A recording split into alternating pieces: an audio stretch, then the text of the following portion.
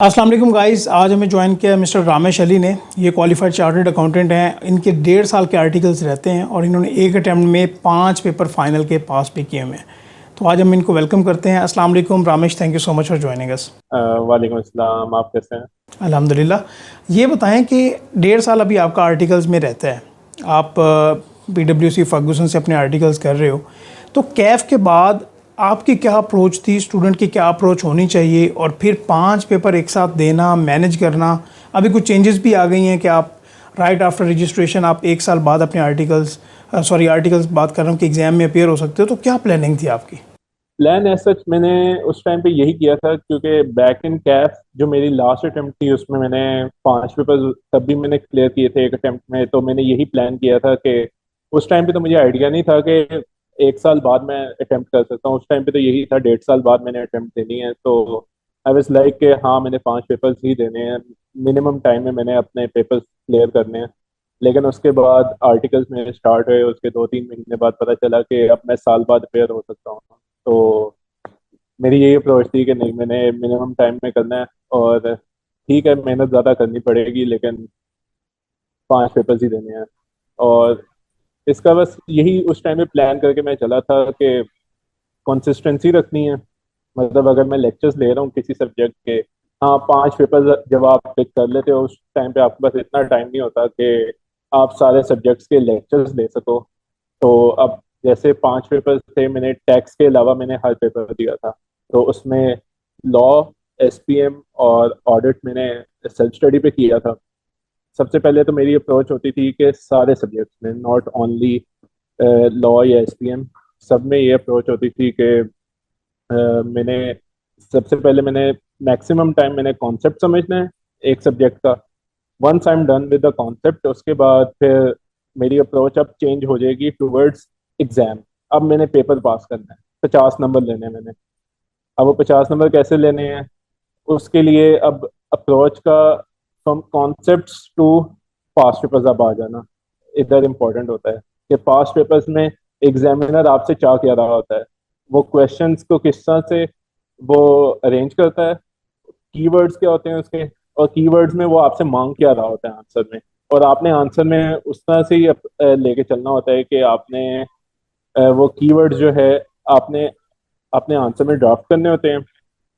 और आपने ये ट्राई करनी होती है कि जो है मैक्सिमम आप उस तरह से आप अपना आंसर ड्राफ्ट करें कि आप उसको कि मैक्सिमम हाई स्कोर कर सकें आप उसमें। तो प्लान मेरा यही था बस कि पहले समझना है, उसके बाद फिर पास्ट पेपर्स मैक्सिमम करने हैं, उधर से पिन पॉइंट करनी चीज़ें कि कौन सी मैंने चीज़ें पिक करनी है। और सोल्यूशन को मैंने उसके बाद सजेस्टेड आंसर्स जो होते हैं उसको अच्छे से पढ़ना है, उस पर फोकस रखना है कि उधर वो एग्जामिनर किस तरह से ड्राफ्ट कर रहा है, इंट्रोडक्टरी उसकी क्या लाइंस होती हैं, आगे वो कैसे आंसर को लेके चलता है। तो मेरी ट्राई होती थी कि मैं उसी तरह का मिलता जुलता आंसर जो है ड्राफ्ट करूँ और उसको आगे कन्वे करूँ। अच्छा रामेश, आपने कैफ के बारे में बताया कि आपने 5 पेपर अपने फाइनल टाइम में दिए थे और फिर आपका ये प्लान बना कि फाइनल जो आपकी CA फाइनल के पेपर हैं इसमें भी आप 5 पेपर में अपेयर होंगे। तो आपने क्लासेस सभी की ली थी तो किन सब्जेक्ट की ली थी? अभी 1 साल था ना, तो पहले 6 महीने में भी किन पेपर्स की तैयारी की, अगले में किस तरह से प्रिपरेशन की आपने? एक्चुअली आपका एग्जैक्ट प्लान क्या था, कितने स्टडी आवर्स देते थे, क्या अप्रोप्रिएट कॉम्बिनेशन होना चाहिए, इसके बारे में बताइए आप। अच्छा, अब मैं इसको दो तरह से ब्रेक डाउन करूंगा। 1 साल को 6-6 महीने में करूंगा।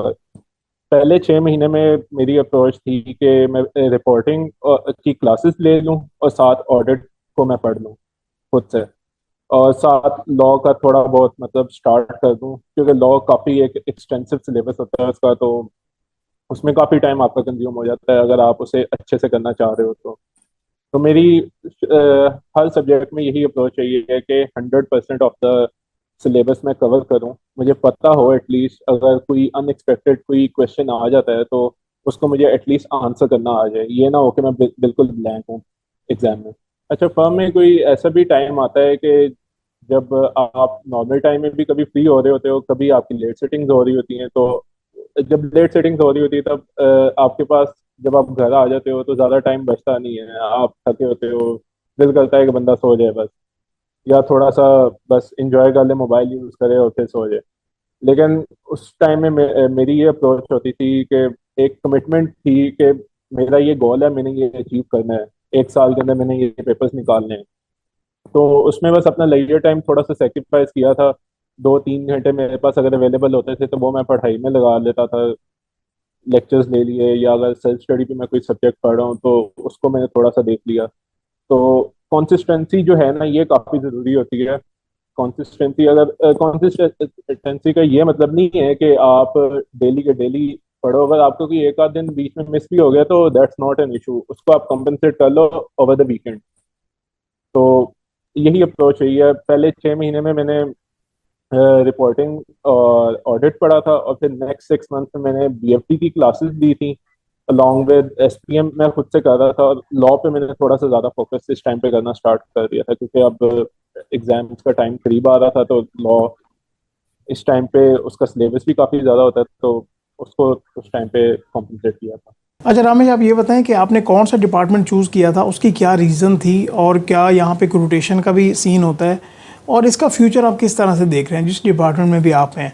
अच्छा, इधर फर्गुसन में हमारे पास ऑप्शन नहीं होती कि कोई डिपार्टमेंट हम खुद से चूज करें। मेजरली जो 90-95% ऑफ द इंडस्ट्रीज जो होते हैं वो इधर ऑडिट एंड एश्योरेंस डिपार्टमेंट में ही आते हैं। Right from the start, it's almost like 2 years जितने मुझे हो गए अभी आर्टिकल्स के, तो ऑडिट डिपार्टमेंट में ही मैं रहा हूँ। फ्यूचर गिवन दैट के एआई का भी आजकल हम काफ़ी सुन रहे हैं, फ्यूचर इसका बिल्कुल है। एआई आपको सिर्फ जो है असिस्ट करता है, ग्रास रूट लेवल पे चीज़ें होती हैं उसमें आपको असिस्ट करता है। जो मेन आपने एनालाइज करनी चीज़ें, उसके लिए ह्यूमन ब्रेन ही रिक्वायर्ड है। तो ऑडिट में अभी भी काफ़ी चीज़ें जो हैं वो ह्यूमन इनपुट की उसमें रिक्वायरमेंट होती है। तो ऑडिट का इन द फ्यूचर, और गिवन दैट इन पाकिस्तान जितना इसकी लेट इम्प्लीमेंटेशन होनी है एआई की, तो अभी तो कोई नजर नहीं आ रहा है कि audit department any time soon के इसमें कोई चेंजेस आएंगे ज़्यादा। All right. ये बताइएगा कि ज़्यादातर लोग ये कहते हैं कि भाई आप टैक्सेशन में जाएं, ऑडिट में, दोनों का अगर एक्सपीरियंस ले लें